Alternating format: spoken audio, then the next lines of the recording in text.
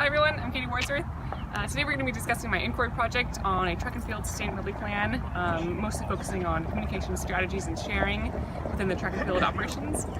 Today you'll meet my internship supervisor and director of operations for the University of Washington track and field program, Kelsey Quinn. Thanks for watching, and let's get started. Hey, how are you? Good, how are you? I'm good, thanks. Good. Thanks for meeting with me. Absolutely.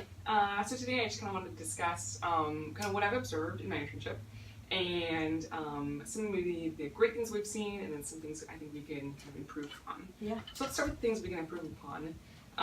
So as a director of operations, as you know, there's tons of turnover, especially right now in the field because it's a new field, new industry, especially just for the sport of track and field. Yeah.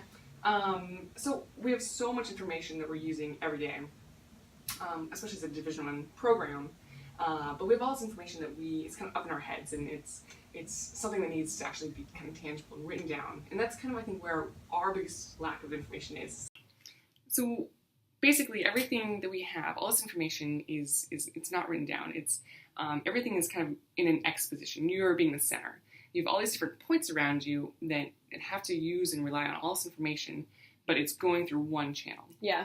So basically what we need to do is almost make it somewhat like a circle and make it so all of our coaches, all of our staff, all of our operations, even within the school, can have different points in which they find this information. So moving forward, let's talk about organizing our information. We just need to basically get all the thoughts that are in our head onto paper. Yeah. So let's say there were a new employee, a new coach, maybe a new athlete that needed to know something. They can kind of refer to all this information that we have now written down. Yeah. And so we can start to organize it, make different plans for what we need and what we have. So let's kind of talk about our next phase, our project management phase. Let's begin to look at other Pac-12 schools, seeing what they're doing, and see how maybe UCLA handles their information. Looking at some of our bigger affiliations, USATF, our track and field governing body. Yeah. Looking at the IAAF. Seeing how they handle some of their information and how do they actually distribute it amongst even within their organization, even within the world. Yeah. Then we can also look at different sports within our own program too. We can look at volleyball, we can look at baseball, maybe from just a team kind of event standpoint, or even something like football. It deals with 110 football players at once. They traveling in the same amount of kids. Right. Yeah. Exact same numbers. numbers. 60 to 80 kids per event.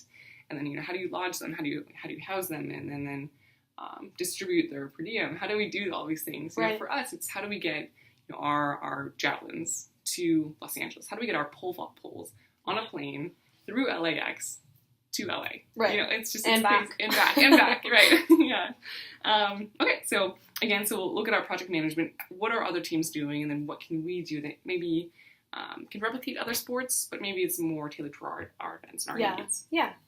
Okay, so then kind of part B of this kind of plan is to look at our sharing. What is it that we need, and what do we need per event, per student, per athlete, or even through our coaching staffs? What do they need to make their job more efficient, and what is it that they look for in a program? Yeah. And then again, how do we share this information? What type of services could we use? Maybe an application, a web-based program, it's maybe just on a timeline, a time frame. How do we get that information shared, distributed throughout our athletes, throughout our school, our university? How do we talk to our campus? Yeah. How do we talk to the baseball team who might be using our infield? How do we talk to the crew team when they're hosting, the Windermere Cup? Yeah. And they're using our parking lot. Right. How do we share all this information? And then again, let's look at sustainability. So we know that this position is obviously changing. It's there are a ton of people. There's a ton of moving parts. Different people come and go. We move and go. How can we make this plan tangible and sustainable throughout the longer period of time? How do we actually get all this information down, and then how can we build upon it for the next maybe week or month or even year? Yeah. And then how do we get that into a concrete plan? Yeah, absolutely. Yeah. So kind of to recap, to kind of move forward again. Our problem is that we just have all this information that just needs to be written down. It needs to be organized, and we need to be able to see it, to kind of feel it and breathe it.